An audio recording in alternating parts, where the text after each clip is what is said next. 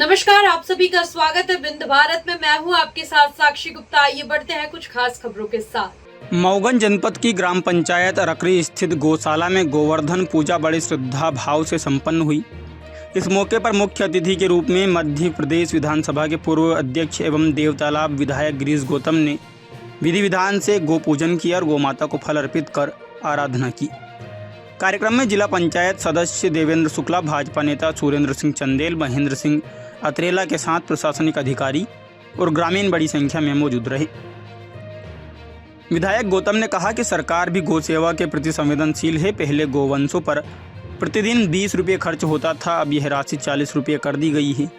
मुख्यमंत्री मोहन यादव ने गौ संवर्धन के लिए बजट को 250 करोड़ से बढ़ाकर 650 करोड़ रुपये कर दिया है।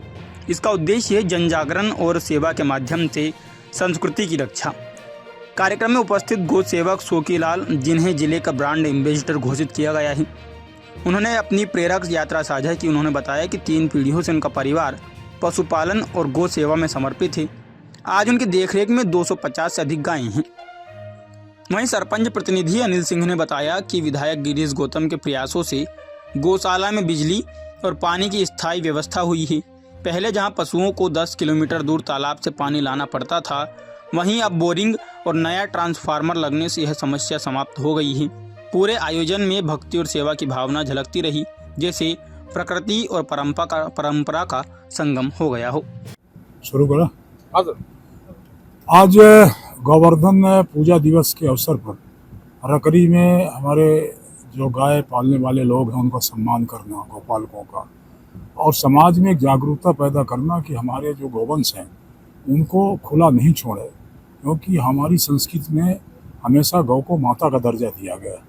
और माता यदि हम उसको मानते हैं, पूजा करते हैं, हमारे सारे धार्मिक जो कार्यक्रम है उसमें सब में गौ का महत्व है, उसके दूध का महत्व है, उसके मूत्र का महत्व है, उसके गोबर का महत्व है, सारी चीज़ों का महत्व है। तो ऐसे में हमें उस संस्कृति को बचाए रखने के लिए भी हमें गौ माता को सर्वोच्च स्थान में रख करके जो आज परिस्थितियाँ हैं इसको दूर करके हम सबको उसकी सेवा में लगने की आवश्यकता है।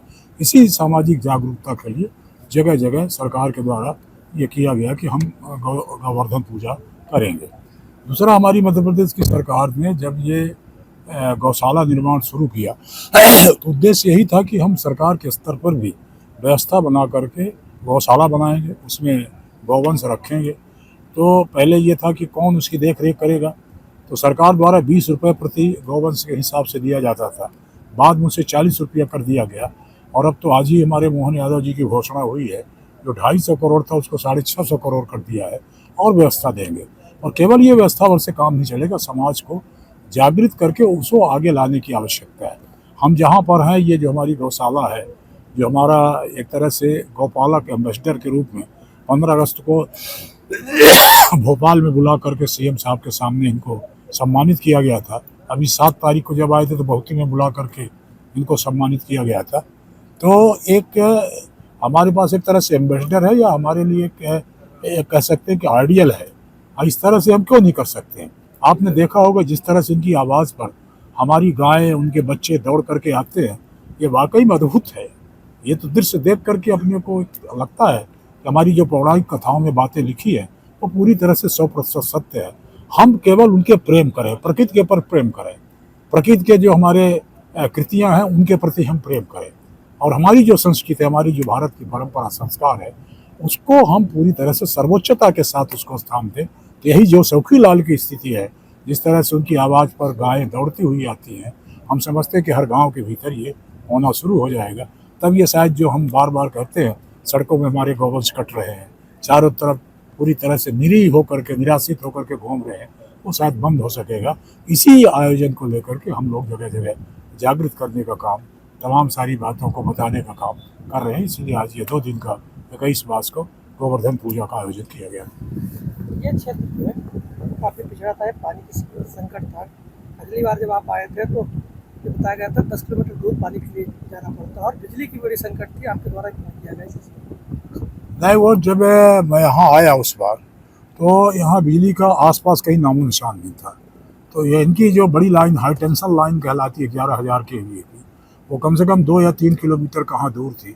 उसमें जो 33 खंभे दिखाई पड़ रहे हैं, शायद 33 खंभे से एसटी लाइन आई है, उसको कन्वर्ट करके एलटी लाइन में करते हुए ट्रांसफार्मर लगा दिया, एक बोर कर दिया, 660 फीट का बोर है। उसके बाद भी पानी 20 मिनट मोटर डाला, 20 मिनट का पानी निकलता है।